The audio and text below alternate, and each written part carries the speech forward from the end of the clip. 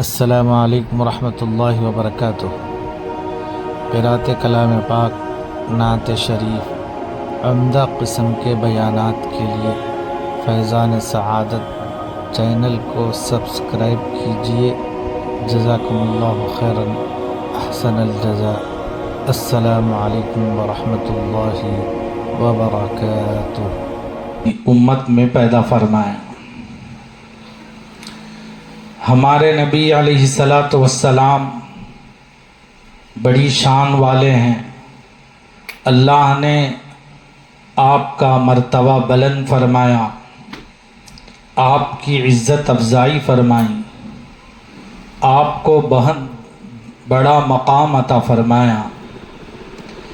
اتنا مقام عطا فرمایا جس مقام کو کوئی پہنچ نہیں سکتا۔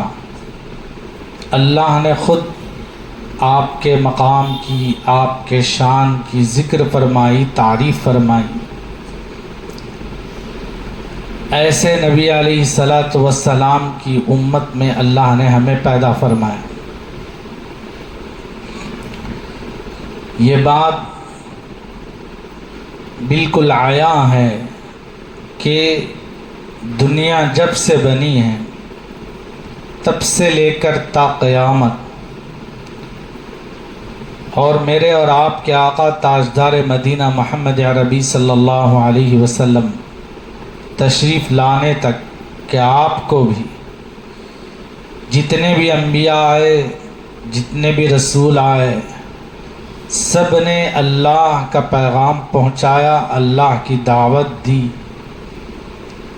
تو سب قوموں نے اپنے اپنے وقت کے نبیوں کو، رسولوں کو استقبال نہیں کیا بلکہ ستایا، تکلیفیں دی۔ اللہ رب العزت کے نزدیک دنیا محبوب نہیں ہے، دنیا پسندیدہ نہیں ہے۔ دنیا کی کوئی چیز وقعت کی اللہ کے یہاں نہیں ہے۔ میں نے ہمیشہ کہا ہے، کبھی اللہ نے اس دنیا کو پیدا فرما کر، اس دنیا کو بنا کر محبت کی نظر سے بھی نہیں دیکھا، ایک نظر بھی، اچھی نظر بھی نہیں ڈالا، نظر التفات کیا۔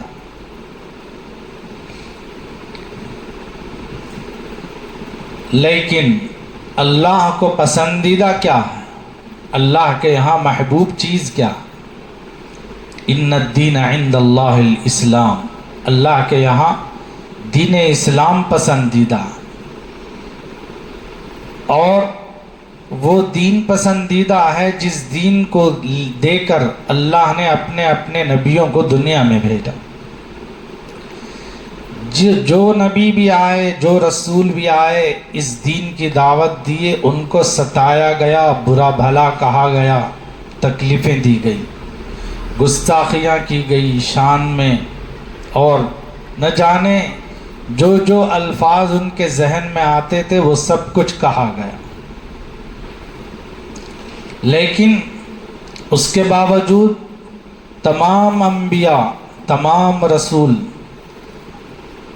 جس چیز کو دے کر بھیجے گئے تھے اس سے کبھی نہیں ہٹے، اس لیے کہ وہ جانتے تھے یہ اللہ کا پیغام ہے، اور یہ پیغام اللہ کو بہت محبوب ہے، اسی میں ہماری دنیا و آخرت ہے، تو اللہ کی رضا اسی میں ہے۔ اس کو سمجھ کر دنیا کی جتنی تکلیفیں آتی تھیں، جتنی پریشانیاں آتی تھیں، سب کو آرام سے سہ لیتے تھے۔ کتنی قوموں نے اپنے اپنے وقت کے نبیوں کو آروں سے کاٹا، جلا دیا گیا، اور بہت سی اپنے اپنے نبیوں کو مارا، تکلیفیں دی۔ یہ ساری باتیں اللہ رب العزت نے اپنے کلام مجید میں جگہ جگہ فرمائے ہیں۔ میرے اور آپ کے آقا تاجدار مدینہ محمد عربی صلی اللہ علیہ وسلم جب دنیا میں تشریف لائے تو آپ کو بھی ستایا گیا، آپ کو بھی تکلیفیں دی گئی، آپ کے راستے میں کوئی پھول نہیں بچھائے، آپ کے راستے میں بھی کانٹے بچھائے گئے، پتھروں سے مارا گیا، یہاں تک کہ اتنا پیٹا گیا، اتنا مارا گیا کہ آپ کا بدن مبارک لہو لہان ہو گیا، پاؤں سے خون، جسم مبارک سے خون نکل کر پاؤں پہ ہوتے ہوئے جوتوں میں جا کر جم گیا، چلنا بھی مشکل تھا۔ ایسی نوبت بھی میرے آقا صلی اللہ علیہ وسلم کو آئی۔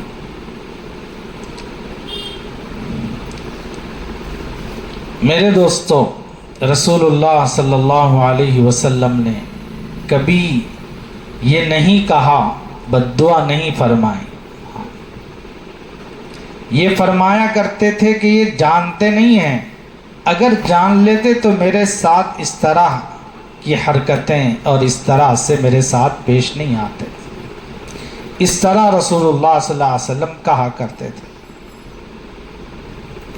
اور آقا صلی اللہ علیہ وسلم نے یہاں تک فرمایا، اس راستے میں مجھے جتنا ستایا گیا، مجھے جتنی تکلیفیں دی گئیں، کسی پیغمبر کو اور کسی نبی کو اتنا نہیں ستایا گیا، اتنی تکلیفیں نہیں دی گئی۔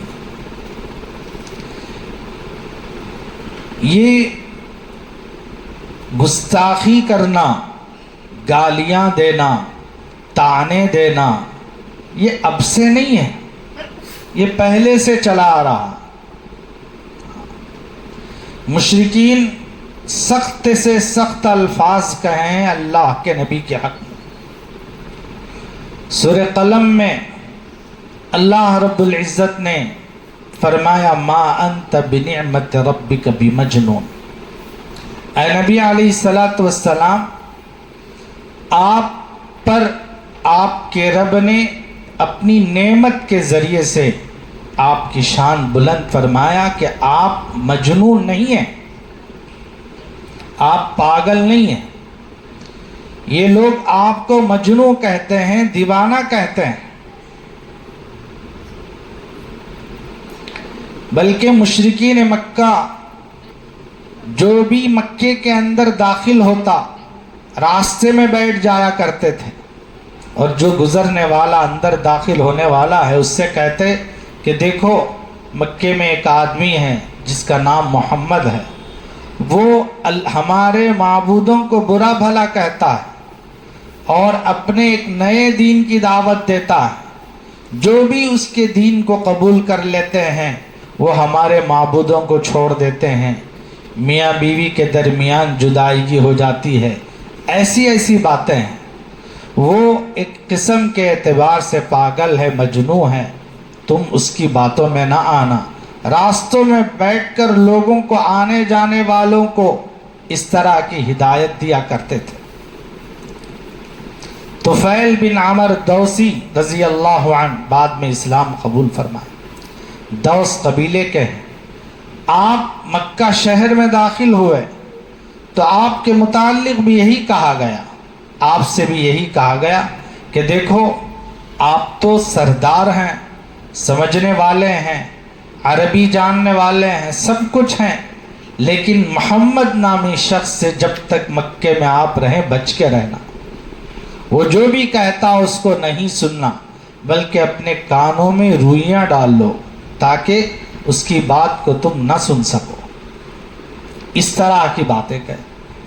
طفیل بن عمر دوسی رضی اللہ عنہ کہتے ہیں، جب مجھے اس طرح ڈرایا گیا، جب مجھے اس طرح کی باتیں کہی گئی تو میرا دل بھی تھا، میں ہر اچھی بری بات میں تمیز کرنے والا انسان تھا، کوئی غلط آدمی نہیں تھا۔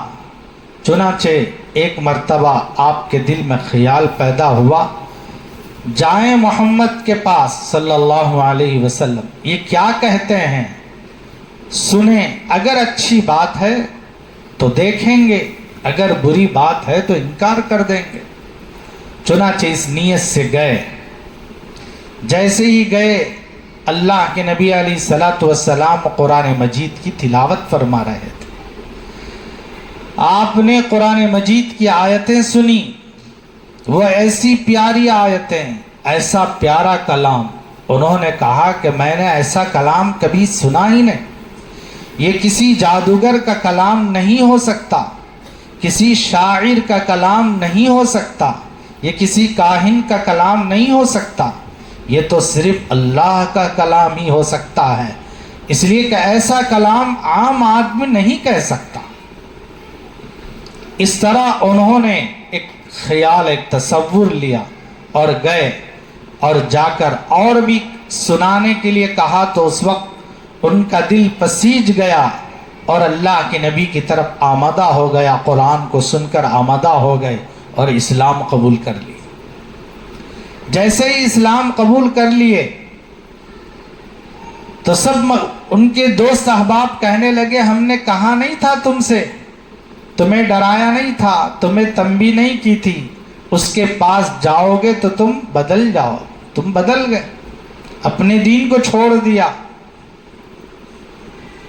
اللہ کے نبی علیہ الصلوۃ والسلام کسی کے درمیان نا اتفاقی پیدا نہیں کرتے تھے، کسی کے درمیان جدائی نہیں ڈالتے تھے، بلکہ آپ کی فکر اور آپ کی طلب، آپ کی تڑپ، آپ کا غم، آپ کا روز و شب یہ ہوتا تھا کہ پوری انسانیت جس دنیا کے پیچھے پڑ کر جہنم کے پیچھے جا رہی ہے وہ ساری کی ساری جنت کی طرف آ جائے۔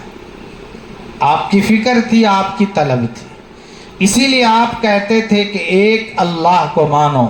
لیکن مشرکین مکہ نے تو قسم قسم کے بت بنائے رکھے تھے، روزی دینے والا ایک، بارش دینے والا ایک، پانی دینے والا ایک، کھانے والا ایک، پہنانے والا ایک، ہر چیز جو بھی ضرورت ہماری محسوس ہوتی اس کا ایک بت۔ اللہ کے نبی فرمانے لگے یہ خود اپنی ضرورت پوری نہیں کر سکتے، یہ خود اپنے اوپر آنے والی چیزوں کو دور نہیں کر سکتے، تو تمہاری ضرورت کو، تمہاری حاجت کو، تمہاری چیزوں کو کیسے پوری کر سکتے ہیں؟ یہ سمجھایا کرتے تھے۔ وہ کہتے تھے کہ نہیں، ہمارے ماں باپ، ہمارے آبا و اجداد، ہمارے بڑوں نے کیا اس لیے ہم بھی کرتے ہیں۔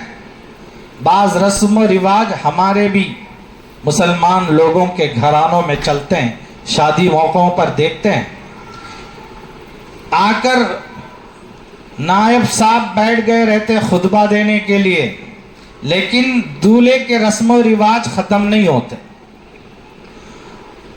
کالی پوت اس میں پانی ڈال کر، اس کو کم لگا کر، ایسے ایسے میں رسمیں دیکھا ہوں، اللہ معاف فرمائے، جو بالکل ہندوانہ رسمیں، مشرکانہ رسمیں۔ کیا دین ہے پتہ نہیں چلتا، ایک سنت ادا کرنے جا رہے ہیں لیکن ہزاروں بدعتیں، ہزاروں شرک کی چیزیں، چاول ڈالا جا رہا ہے اور جھولی پکڑی جا رہی ہے اور اس کے اوپر پھینکا جا رہا ہے اور کھوپرے سے اس کو وار کیا جا رہا ہے، نہ جانے کتنی چیزیں ایسے ایسے۔ اور جب ان سے کہا جائے کہ یہ سب غلط ہیں، یہ نہ اسلام سے اس کا تعلق ہے نہ دین سے اس کا تعلق ہے، تو اس وقت میں کہا جاتا ہے کہ یہ آئے بڑے کہنے والے ہمارے ماں باپ سے چلا آ رہا، ہمارے آبا و اجداد سے یہ چیزیں آ رہی ہیں، ہم کیسے اس کو چھوڑیں گے؟ تو ایسا ہی ہوا جیسے مشرکین کہا کرتے تھے۔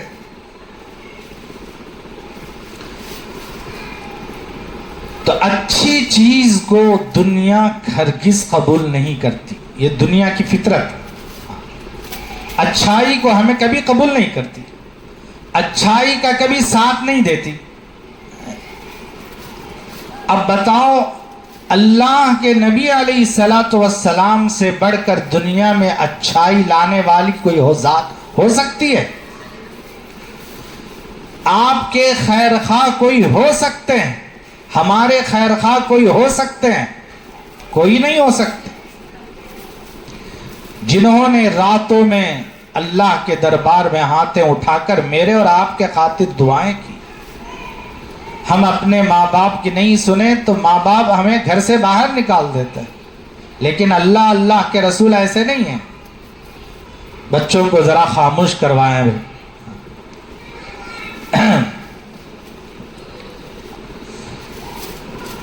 عرض کر رہا تھا. تو ایسے پیارے حبیب صلی اللہ علیہ وسلم کو اب سے نہیں، شروع زمانے سے آپ کے دور میں ہی آپ کو تکلیفیں دی گئی، گستاخیاں آپ کے ساتھ کی گئی. اللہ نے آپ کی شان میں وہ باتیں کہی ہیں، میں آپ کے سامنے ان تمام باتوں کو عرض کرتا ہوں.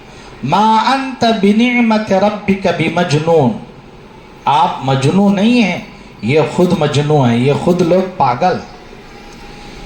آپ کے حق میں دفاع، آپ کی حفاظت میں بات کون کہہ رہا ہے؟ اللہ فرما رہے ہیں. آپ کی شان میں آپ کا دفاع کون کر رہے ہیں؟ پروردگار کر رہے ہیں، کوئی اور نہیں ہے.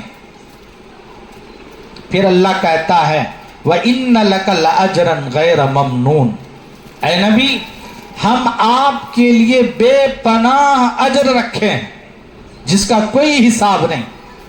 دیکھیں سارے قیامت تک آنے والے انسان آپ کی شان میں کہتے گئے، کہہ رہے ہیں، لیکن کبھی آپ کی تعریف ختم نہیں ہوئی. کوئی رسول اللہ صلی اللہ علیہ وسلم کی تعریف کرنے پہ آ رہے ہیں لیکن مکمل تعریف کوئی کر بھی نہیں پائے. اتنا بڑا اجر، اور ہر ایک آپ پر درود بھیجتے ہیں، اللہ بھیجتے ہیں، فرشتے بھیجتے ہیں، مومن بھیجتے ہیں، اور جو بھیج رہے ہیں یہ سب اللہ رسول اللہ صلی اللہ علیہ وسلم کے لیے بے پناہ اجر ہے، بے حساب اجر ہے، بے حساب ثواب جو اللہ نے. اگر آپ سے خدا نخواستہ نبی تو معصوم ہوتے ہیں، گناہ نہیں کرتے، غلطی نہیں کرتے، کذب بیانی نہیں کرتے، دھوکہ نہیں دیتے، کچھ نہیں کرتے، وہ تو معصوم ہیں. لیکن اللہ رب العزت نے اپنے نبی کے حق میں یہ فرمایا لِيَغْفِرَ لَكَ اللَّهُ مَا تَقَدَّمَ مِن ذَنْبِكَ وَمَا تَأَخَّرَ وَيُتِمَّ نِعْمَتَهُ عَلَيْكَ وَيَهْدِيَكَ صِرَاطًا مُسْتَقِيمًا. اگر گناہ ہو بھی جائے تو اللہ آپ کو معاف کر دیا، اگلے بھی پچھلے بھی. یہ آپ کو وعدہ دیا گیا، یہ بشارت دی گئی، یہ مجدہ، یہ خوشخبری سنائی گئی، اور کہا گیا ایک بات یاد رکھیں، نعمتیں کسے ملتی ہیں؟ پاگل مجنون کو ملتی ہیں، دیوانے کو نعمتیں ملتی ہیں. کیسی قوم ہے؟ نعمتیں تو اس کو ملتی ہیں جو شان والے ہوتے ہیں، جو عظمتوں والے ہوتے ہیں، جو برکتوں اور رحمتوں والے ہوتے ہیں. تو میرے نبی صلی اللہ علیہ وسلم پر اللہ نے فرمایا ہم نے آپ پر نعمتیں مکمل کر دی.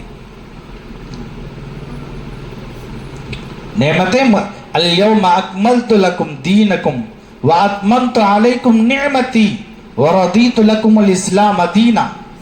دین آپ پر مکمل ہو گیا، اسلام سے اللہ خوش ہو گیا، اور اپنی نعمتیں آپ پر پوری تمام کر دی. اللہ نے اس بات کو بھی قرآن مجید کے ذریعے پوری امت کو سنا دیا. وَإِنَّكَ لَعَلَى خُلُقٍ عَظِيمٍ، پروردگار کہتا ہے اے نبی علیہ الصلوۃ والسلام ہم نے آپ کو عظیم اخلاق پر فائز فرمایا. ایسے اخلاق کسی کے ہو ہی نہیں سکتے. جس کے اخلاق کی تعریف اللہ خود فرما رہے ہوں اس کے اخلاق برے ہو سکتے ہیں؟ آج یہ امت ہمارے سامنے ہم جاہل بنے ہوئے ہیں، نہ اسلام کو جانتے، نہ قرآن کو جانتے، نہ اللہ کے نبی کی سیرت کو جانتے، نہ دین کو جانتے، کچھ نہیں جانتے. ہم صرف نماز کا وقت ہوا نماز پڑھ لیتے ہیں، جمعہ آئی جمعہ پڑھ لیتے ہیں. لیکن یہود و نصارہ مشرکین دین کی ہر بات کو جانتے ہیں، اس میں عیبیں نکالتے ہیں. اور تبھی تو وہ لوگ اچھالتے ہیں کہ تمہارے نبی نے ایسا کیا، تمہارے کلام میں ایسا ہے، تمہارے دین میں ایسا ہے، تاکہ ایمان والوں کی ایمان کو کمزور کریں. اس قسم کی باتیں امت کے سامنے پیش کر کے ان کے یقین کو کمزور کریں. اپنے دین کے بارے میں ہی وہ کشمکش ہو جائیں، تردد میں پڑ جائیں، کیا ہمارے دین میں ایسا ہے؟ کیا ہمارے نبی نے ایسا کیا؟ ہم خود شک میں پڑ جائیں۔ یاد رکھو، مومن کسے کہتے ہیں؟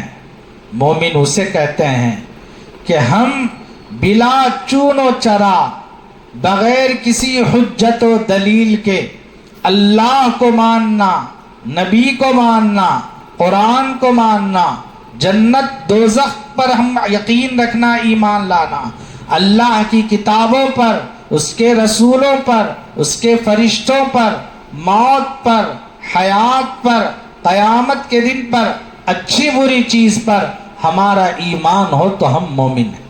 اس میں ذرا برابر بھی کوئی شک اگر آ جائے تو ہمارے ایمان میں کمی ہے، ناقص ہے۔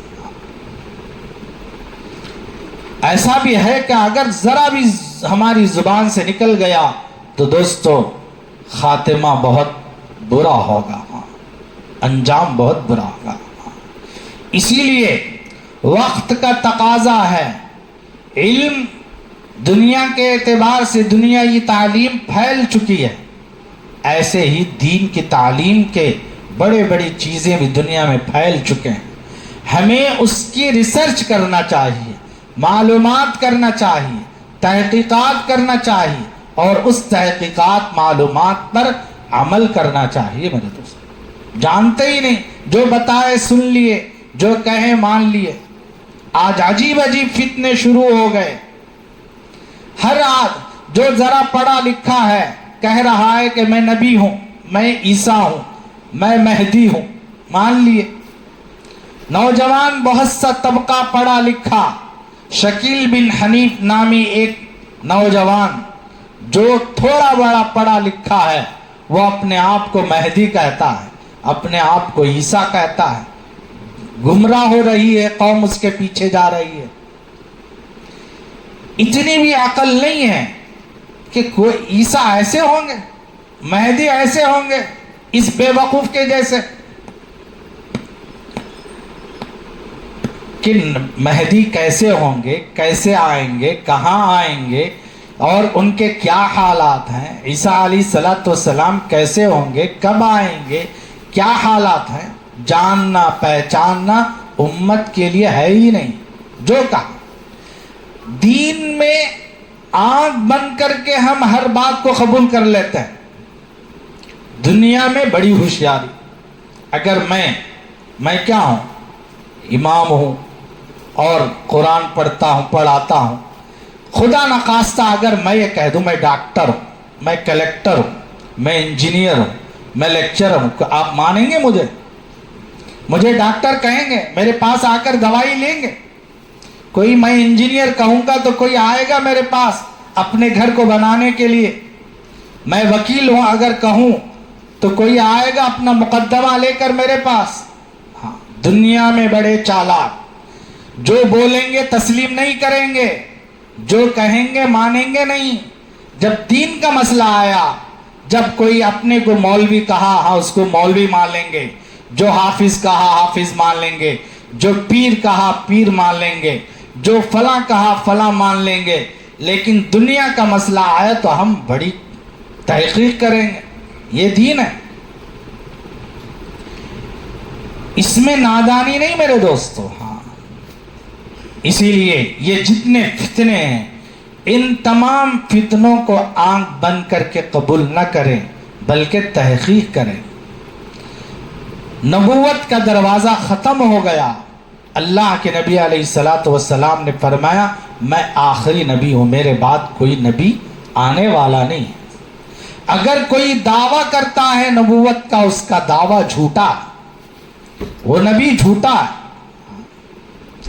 اب یہ مشرکین لوگ، یہ یہود و نصارہ لوگ امت مسلمہ کے ان بھولے بھالے ایمان والوں کو کیسے ان کے یقین کو بدلیں، کیسے ان کے ایمان کو کمزور کریں؟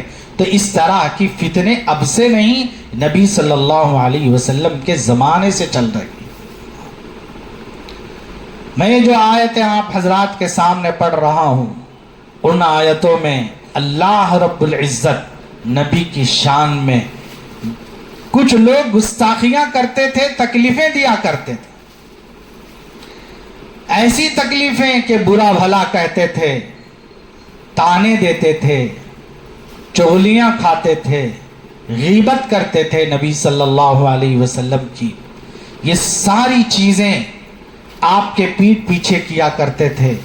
یہ ساری باتیں جب رسول اللہ صلی اللہ علیہ وسلم کو پہنچتی تو آپ بہت رنجیدہ ہوتے تھے. اللہ رب العزت نے قرآن مجید کی آیتوں میں جو جس طرح کی برائیاں کرتے تھے ان کی برائیوں کا نام لے کر اللہ کے نبی سے فرمایا آپ رنجیدہ نہ ہوئے، ہم آپ کے ساتھ. وَإِنَّكَ لَعَلَىٰ خُلُقٍ عَظِيمٍ فَسَتُبْصِرُ وَيُبْصِرُونَ، تم بھی دیکھو گے، یہ لوگ بھی دیکھیں گے. بِأَيِّكُمُ الْمَفْتُونُ، تم میں سے کون پاگل ہے، کون مجنون ہے، کون دیوانہ ہے. وقت آیا کہ لوگ دیکھے کہ آپ کی دعوت پر ایسی فوج اسلام میں داخل ہونے لگی، ایسے لوگ آنے لگے جن لوگوں کو اللہ نے بدنصیبی بدقسمتی ان کے زندگیوں میں رکھا تھا وہ قبول نہیں کیے. اور ان لوگوں نے اپنے آنکھوں سے دیکھا کہ یہ ایک آدمی مختصر سی مدت میں اتنا بڑا دین اس کا ایسے عام ہو گیا، ایسے پھیل گیا، وہ دیکھتے ہی رہ گئے. فَسَتُبْصِرُ وَيُبْصِرُونَ بِأَيِّكُمُ الْمَفْتُونُ إِنَّ رَبَّكَ هُوَ أَعْلَمُ بِمَنْ ضَلَّ عَنْ سَبِيلِهِ وَهُوَ أَعْلَمُ بِالْمُهْتَدِينَ. آپ کا رب جانتا ہے کون اس کے راستے سے ہٹا ہوا ہے اور کون اس کے راستے پر جمع ہوا ہے. وَهُوَ أَعْلَمُ بِالْمُهْتَدِينَ. وَدُّوا لَوْ تُدْهِنُ فَيُدْهِنُونَ، اے نبی علیہ السلام فَلَا تُطِعِ الْمُكَذِّبِينَ، یہ جھٹلانے والوں کی پرواہ نہ کرو. یہ آپ سے کہتے ہیں کہ یہ جھوٹا ہے. آپ کی آیتیں جب آپ ان کے سامنے پیش کرتے ہیں تو یہ کہتے ہیں کہ ہم ان آیتوں کو قبول نہیں کرتے، تسلیم نہیں کرتے، ہم ان آیتوں پر ایمان نہیں لاتے، آپ کو جھوٹا کہتے ہیں. اللہ کہتا ہے فَلَا تُطِعِ الْمُكَذِّبِينَ، ان جھٹلانے والوں کی آپ پرواہ نہ کیجیے. وَدُّوا لَوْ تُدْهِنُ فَيُدْهِنُونَ، یہ چاہتے ہیں کہ آپ ذرا نرم پڑ جائیں، آپ ذرا ڈھیلے پڑ جائیں تو یہ بھی ڈھیلے پڑ جائیں گے. یہ چاہتے ہیں کہ ہمارے معبودوں کو برا بھلا مت کہیں، ہمیں کچھ نہ کہیں، ہمیں اللہ کی وحدانیت کی دعوت نہ دیں تو ہم بھی اس کو نہیں ستائیں گے، تکلیفیں دیں گے.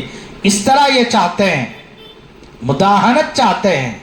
اے نبی علیہ السلام ان کی باتوں میں آپ نہ آئیں.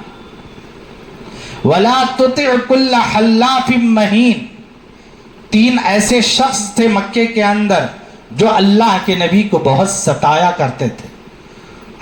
مفسرین فرماتے ہیں اس میں اخنس بن شریق، اسود عبد یغوث نامی ایک، ولید بن مغیرہ، یہ تینوں آدمی تھے جو اللہ کے نبی کو بہت تکلیفیں، تانے دینا، قسمیں کھانا، برا بھلا کہنا. ان تمام چیزوں کی تردید اللہ کے نبی کے رشتہ دار نہیں کر رہے ہیں، جبرائیل نہیں کر رہے ہیں، کوئی اور نہیں کر رہے ہیں، بلکہ اللہ رب العزت اپنے آیتوں کو اتار کر ان دشمنوں کے خلاف میں اللہ باتیں کہہ رہا ہے.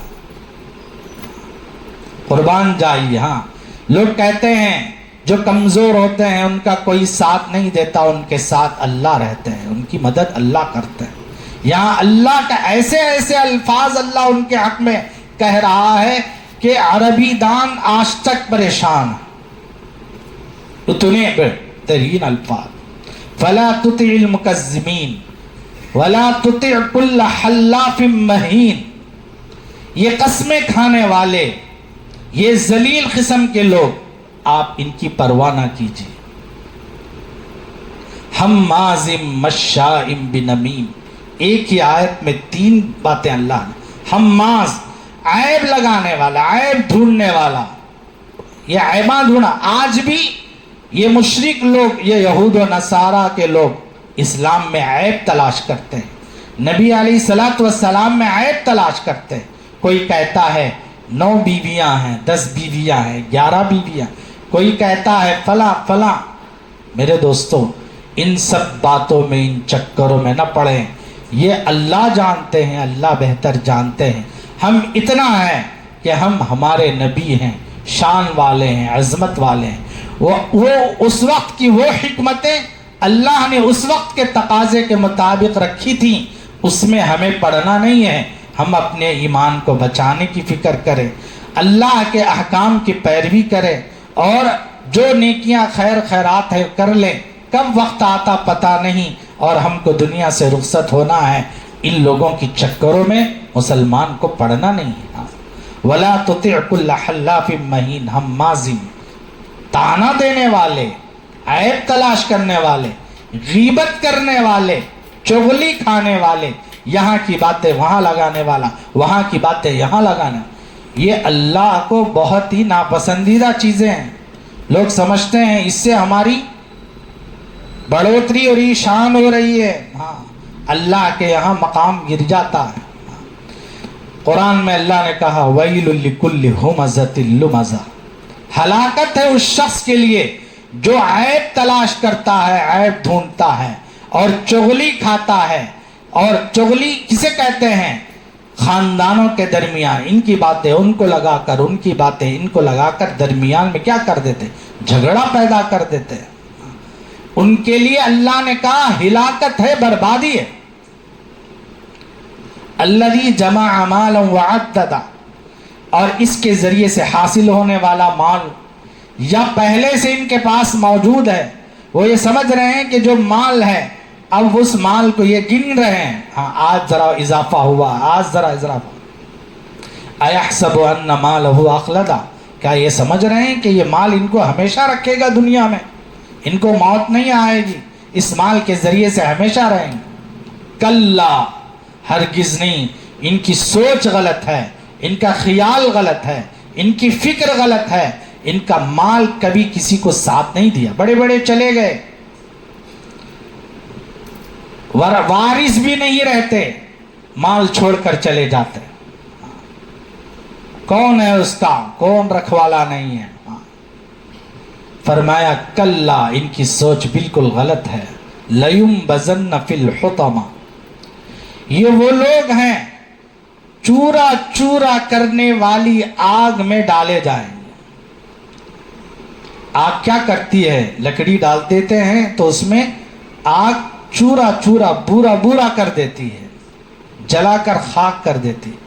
لَيُنبَذَنَّ فِي الْحُطَمَةِ, تو ایسی چورا چورا کرنے والے آگ میں یہ لوگ ڈالے جائیں گے جو عیب نکالنے والے ہیں, چغلی کھانے والے ہیں, برا بھلا کہنے والے ہیں, تانے دینے والے ہیں, مذاق اڑانے والے ہیں.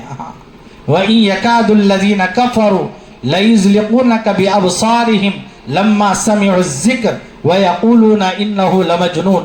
جب قرآن کی آیتیں رسول اللہ صلی اللہ علیہ وسلم ان کے سامنے پڑھ کر سناتے تو یہ لوگ ایسی آنکھوں سے گھور کر دیکھتے کہ ان کے قدم اکھڑ جائیں, ایسا دیکھتے کہ پھسل جائیں, قریب ہو جائیں کہ اپنے قدمیں اکھاڑ دیں گے, اور یہ کہتے کہ لمجنون, یہ پاگل ہے.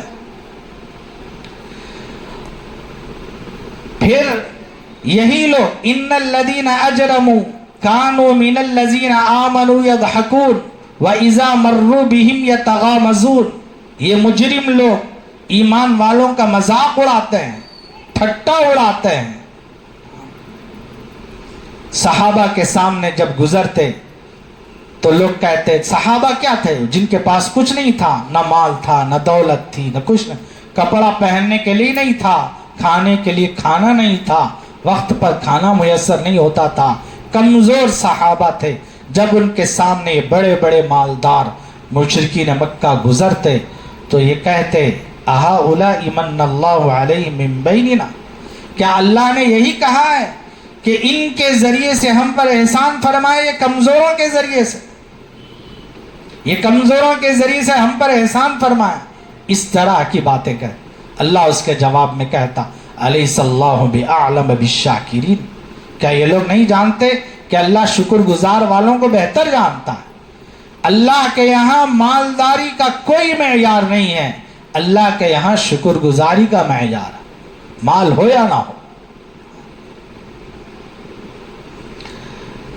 وما ادراک ما الحطمہ، حطمہ کیا ہے؟ اللہ خود سوال کرتا ہے، یہ لوگ جانتے نہیں حطمہ کیا ہے؟ یہ جو بورا بورا کرنے والی، چورا چورا کرنے والی آگ ہے، یہ کیا ہے؟ نار اللہ الموقدہ، یہ ایسی ویسی آگ نہیں ہے، میں اگر آگ سلگاؤں تو 2 منٹ رہے گی ختم ہو جائے گی، کوئی اور سلگائے تو 4 منٹ رہے گی آگ ہو جائے ختم ہو جائے۔ فارس میں ایک آگ جلتی تھی ایران کے اندر جو 1000 برس تک روشن رہی، کبھی کیا ہے نہیں بجھ پائی۔